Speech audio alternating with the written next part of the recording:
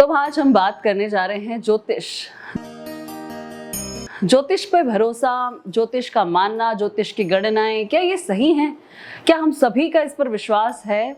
आज इन्हीं राज को खोलेंगे, इसके बारे में जानेंगे और ज्योतिष शास्त्र क्या कहता है इसके बारे में मैं बताऊंगी आपको। मैं doctor Shilpa Bagricha, astro cosmic numerologist, quantum biofield therapist and evolutionary vastu expert, जो कि आपके सामने हर तरह की ऑकल्ट विधाएं, ज्योतिष और इनकी कई पृथक जिनसे भी प्रेडिक्शंस की जाती हैं, ऐसी विधाओं के बारे में हम बात करेंगे, इनके डेप्थ के नॉलेज को जानेंगे और समझेंगे। तो सबसे पहले हम शुरुआत करते हैं, आखिर ज्योतिष होता क्या है।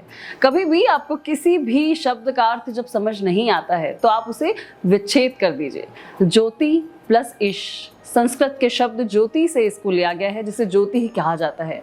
ज्योति को आप समझेंगे तो इसे आत्मा, आत्मज्ञान, समर्पण, अपना परामर्श या फिर आपका दिव्य ज्ञान भी लिया जा सकता है, जो कि आपको गाइडेंस देता है, आपको सलाह देता है, समय समय पे आपको अपनी जीवन को किस तरह से आगे बढ़ाना है, किस घटना का कैसे उसका सामना करना है, इसका ज्ञान ही ज्योतिष शास्त्र कहलाता है। ज्योतिष को आपने देखा होगा कि अंग्रेजी में इसे एस्ट्रोलॉजी कहा जाता है। एस्ट्रोलॉजी में जो एस्ट्रॉन है ये ग्रीक शब्द है, जिसे एस्ट्रॉन मीन्स स्टार, तारे। तो तारों की गणनाएं, चमकते हुए ग्रहों के पिंडों की गणनाओं को ज्योतिष शास्त्र कहा जाता है।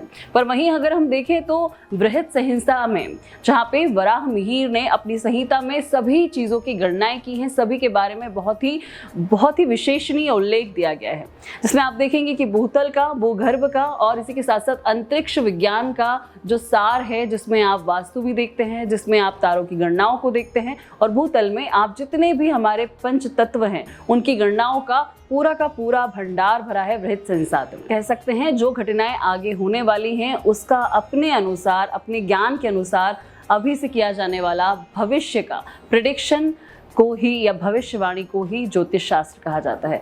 इन्हीं सब से मिलकर हमारी ऑकल्ट की डिफरेंट विधाएं बनी हैं, जिसमें न्यूमरोलॉजी आता है, टैरो कार्ड्स आते हैं, डाउजिंग आती है, या फिर हम डाइस प्रेडिक्शंस करते हैं, रामल ज्योतिष, पारश ज्योतिष। इसकी कई सारी ऐसी विधाएं हैं जिससे कि भविष्य की गणनाएं की जा सकती हैं, सटीक गणनाएं की जा सकती हैं। साथ ही साथ ये सारा जो साइंस है ये हमारे ही तरह जो हम भौतिक रूप में अपने आप को सिद्ध कर सकते हैं या फिर हमारे पंच तत्वों को देख सकते हैं, वैसे ही इस अर्थ की पूरी इन्फॉर्मेशन से लेकर हमारे अंतरिक्ष के सूर्य तक की इन्फॉर्मेशंस के एक्सचेंज को पूरी तरह जब साइंटिफिकली पढ़ा जाता है तो ज्योतिष शास्त्र समझ में आने लगता है। और ज्योतिष के भिन्न खंडों को हम जब समायोजित रूप से देखते हैं तब इनमें आप आसानी से इन सभी की कनेक्टिविटी को समझ सकते हैं और इससे अपने भविष्य के या अपने व्यवहार के या फिर अपने आने वाले समय पर जो भी चीज़ें आपकी भविष्य की घटनाएं आप तक आने वाली हैं उनका पूर्वाभास कर सकते हैं।